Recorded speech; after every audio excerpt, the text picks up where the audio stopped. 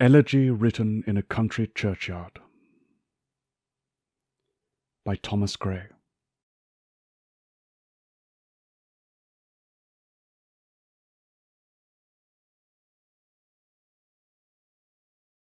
The curfew tolls the knell of parting day. The lowing herd winds slowly o'er the lea. The ploughman homeward plods his weary way, and leaves the world to darkness and to me.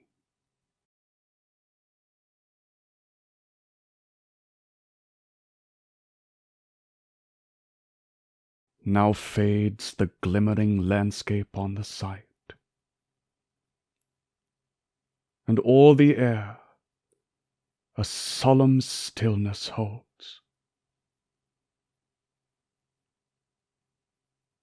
save where the beetle wheels his droning flight,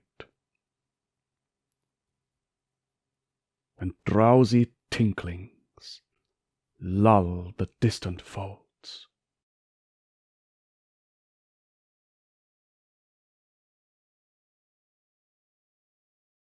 Save that from yonder ivy-mantled tower the moping owl does to the moon complain of such as, wandering near her secret bower, molest her ancient solitary reign.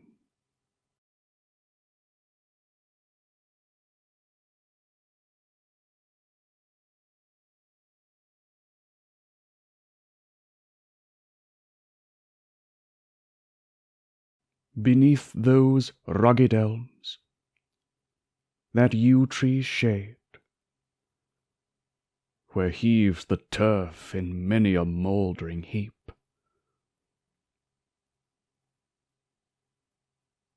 each in his narrow cell forever laid, the rude forefathers of the hamlet sleep.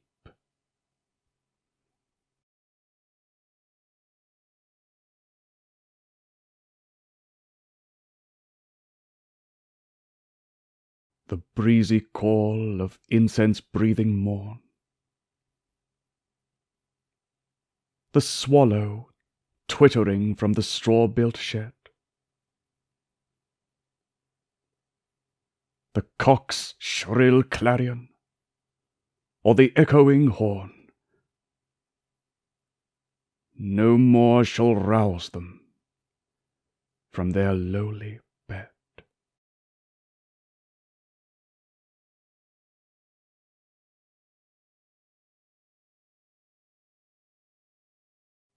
For them no more the blazing hearth shall burn, or busy housewife ply her evening care, nor children run to lisp their sire's return, or climb his knees the envied kiss to share.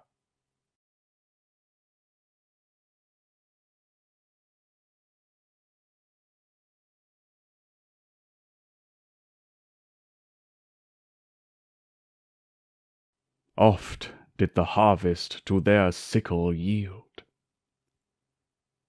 their furrow oft the stubborn glebe has broke. How jocund did they drive their team afield! How bowed the woods beneath their sturdy stroke!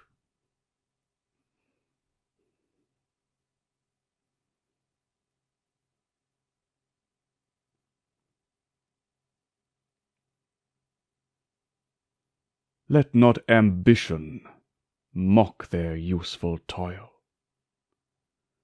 their homely joys and destiny obscure. nor grandeur here, with a disdainful smile, the short and simple annals of the poor.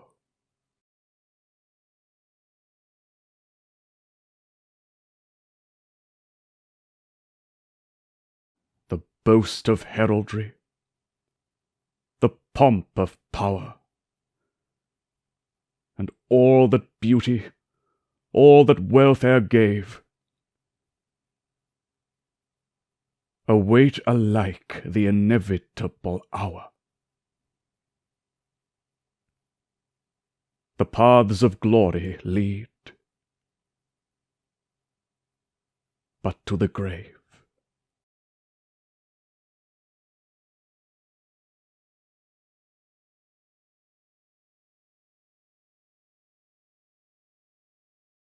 Nor you, ye proud, impute to these the fault, if memory o'er their tomb no trophies raise, where through the long-drawn aisle and fretted vault the pealing anthem swells the note of praise.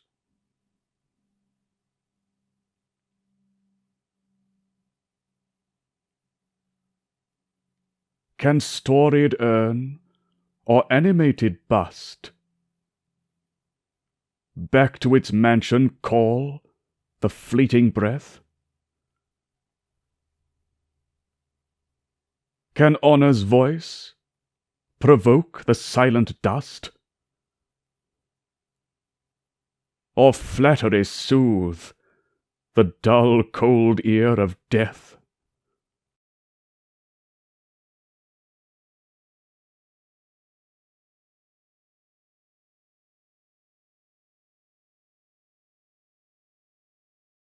Perhaps in this neglected spot is laid some heart once pregnant with celestial fire. Hands that the rod of empire might have swayed, or waked to ecstasy the living lyre.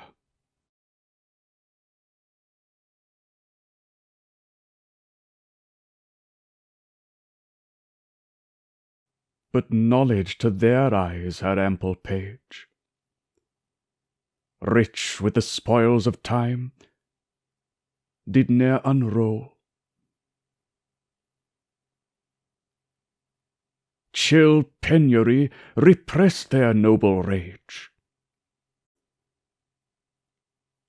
and froze the genial current of the soul.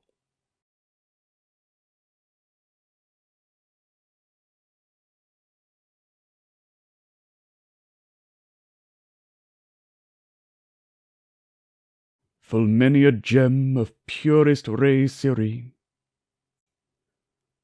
the dark, unfathomed caves of ocean bear.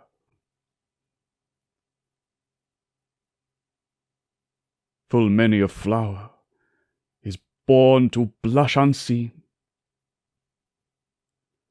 and waste its sweetness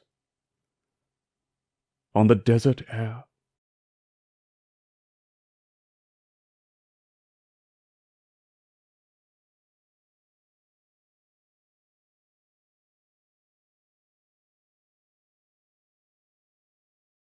Some village-Hampden that with dauntless breast the little tyrant of his fields withstood. Some mute, inglorious Milton here may rest. Some Cromwell guiltless of his country's blood.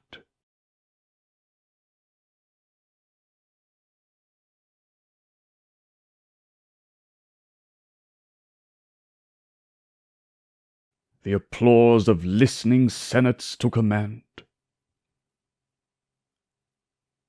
the threats of pain and ruin to despise, to scatter plenty o'er a smiling land, and read their history in a nation's eyes. Their lot forbade.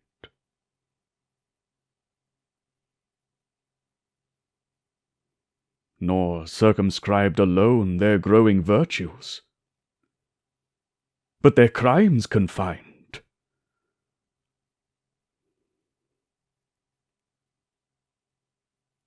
Forbade to wade through slaughter to a throne, and shut the gates of mercy on mankind.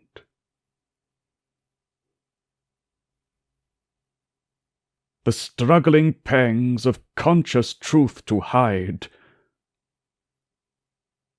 to quench the blushes of ingenuous shame.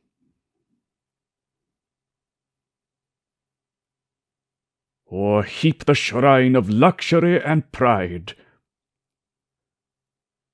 with incense kindled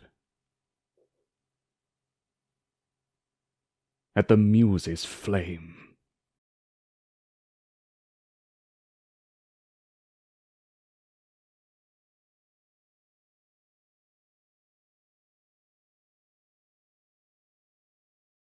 Far from the madding crowd's ignoble strife, their sober wishes never learn to stray.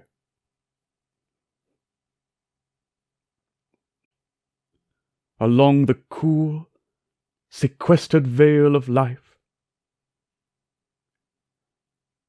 they kept the noiseless tenor of their way.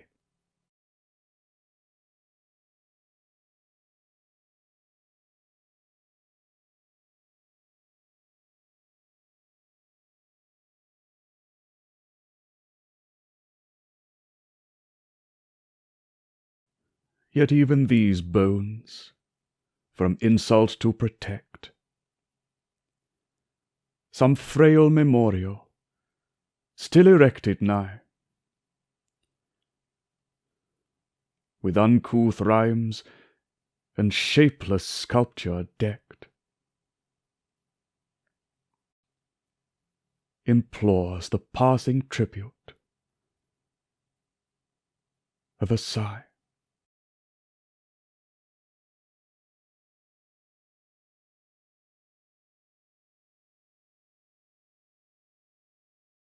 Their name, their years, spelt by the unlettered Muse, the place of fame and elegy supply.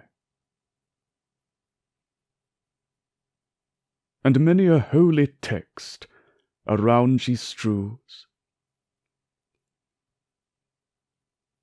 that teach the rustic moralist to die.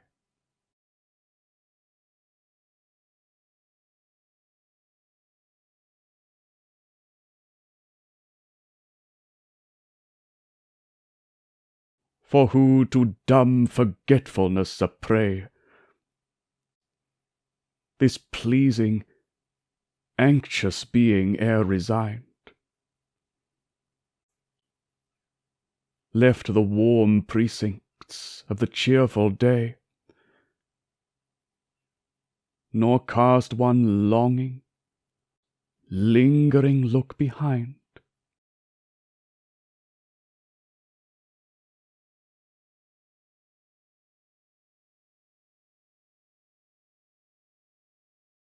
On some fond breast the parting soul relies, some pious drops the closing eye requires.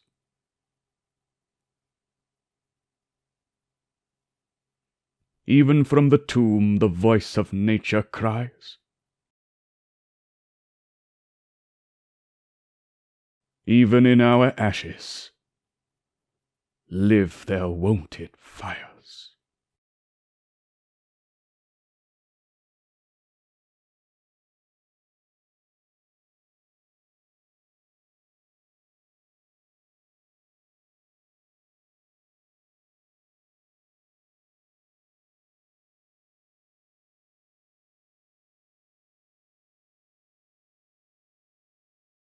for thee, who, mindful of the unhonoured dead, dost in these lines their artless tale relate. If chance, by lonely contemplation led, some kindred spirit shall inquire thy fate, haply some hoary-headed swain may say, oft have we seen him at the peep of dawn, brushing with hasty steps the dews away, to meet the sun upon the upland lawn.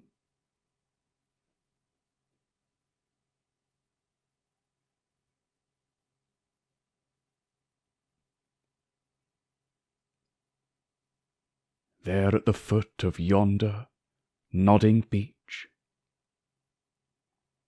that wreathes its old fantastic roots so high, his listless length at noontide would he stretch, and pore upon the brook that babbles by.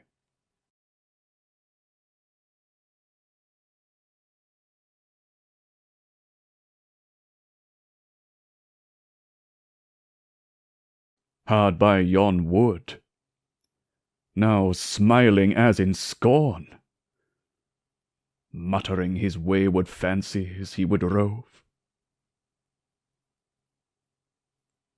now drooping, woeful wan, like one forlorn,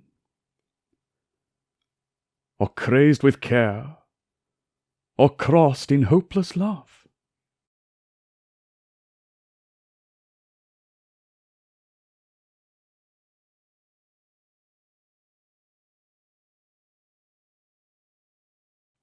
One morn I missed him on the customed hill, along the heath, and near his favourite tree. Another came, nor yet beside the rill, nor up the lawn, nor at the wood was he.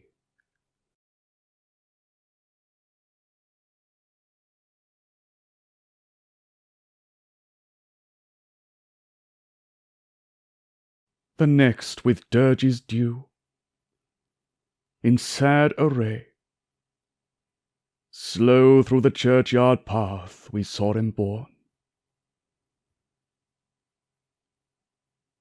Approach and read, for thou canst read, the lay, graved on the stone, beneath yon aged thorn. The epitaph.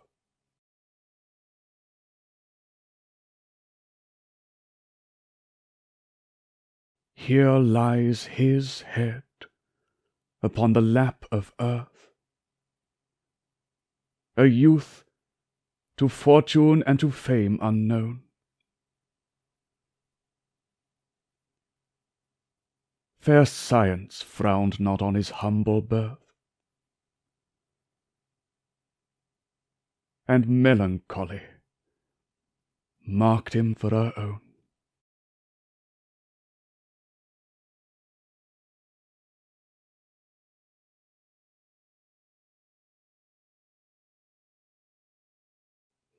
Large was his bounty, and his soul sincere. Heaven did a recompense as largely send.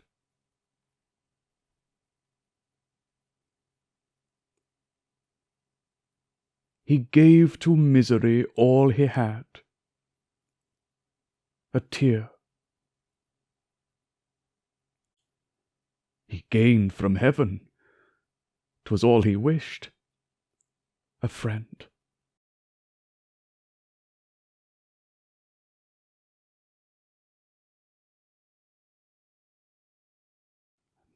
No farther seek, his merits to disclose, or draw his frailties from their dread abode. There they alike in trembling hope repose.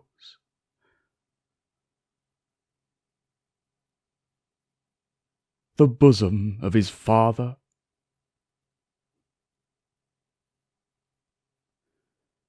and his God.